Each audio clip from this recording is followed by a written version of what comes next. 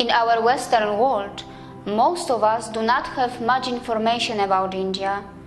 By our Western media, India is mostly portrayed as a land of caste system, poverty, and slums, and definitely not a land of inventions or innovations. And why is that? Is it because Indians do not innovate or invent, or are there some other reasons behind it? As I have said in the past, the idea to patent an invention, to claim it, or to sell it is something that is said to have originated in the West. On the other hand, for thousands of years, much before the modern industrialization, Indians had been continuously sharing their knowledge and inventions with the world for free.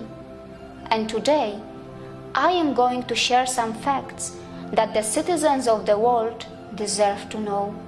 The number of inventions that happened in the land of India are just so many that it is impossible to cover them in one episode, and that is why I have decided to have a dedicated series on this very topic, as I will continue to uncover the truth that has been ignored and in some cases even buried and forgotten.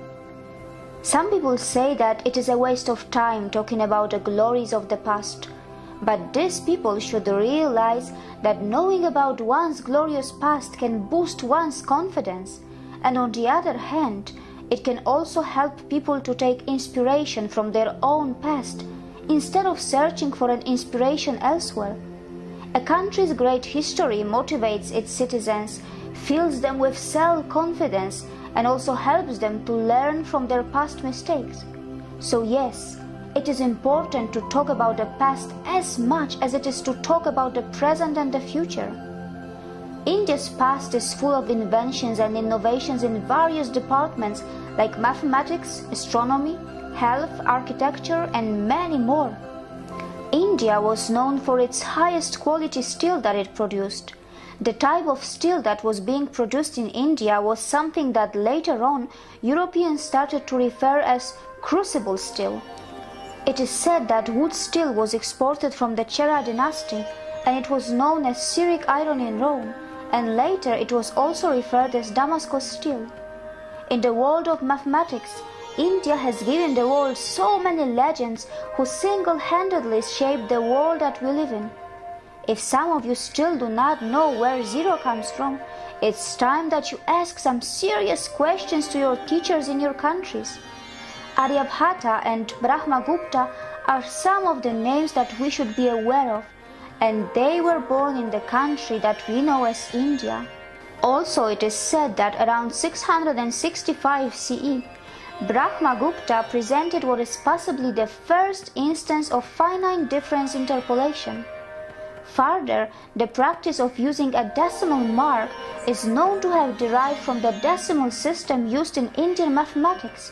We all have heard about Fibonacci numbers, but hardly anybody knows about Pingala, Virhanka, Gopala or Hemachandra. Well, many are unaware that the sequence was already described a long time ago in India.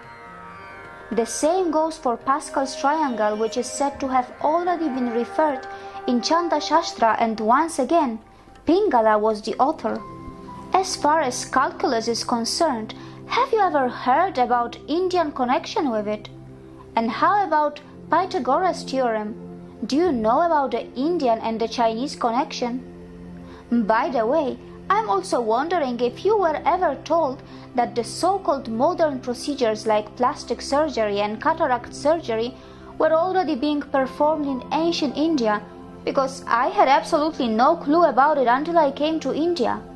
As far as atomism is concerned, Maharishi Kannada is said to have suggested that matter is composed of particles. In our Western world, countries continue to write the history that suits them. For example, in the British history textbooks, there is not much about the colonial period, and why they don't talk much about their colonial history is a question which continues to be raised even today. Perhaps many countries prefer to hide their controversial past to ensure that their citizens do not feel inferior or become self-loathing. Are you the one who is keen to learn the facts and not something that is politically, religiously, or commercially motivated? Are you the one who is keen to learn about the original inventors and not the ones who claim to reinvent the already invented?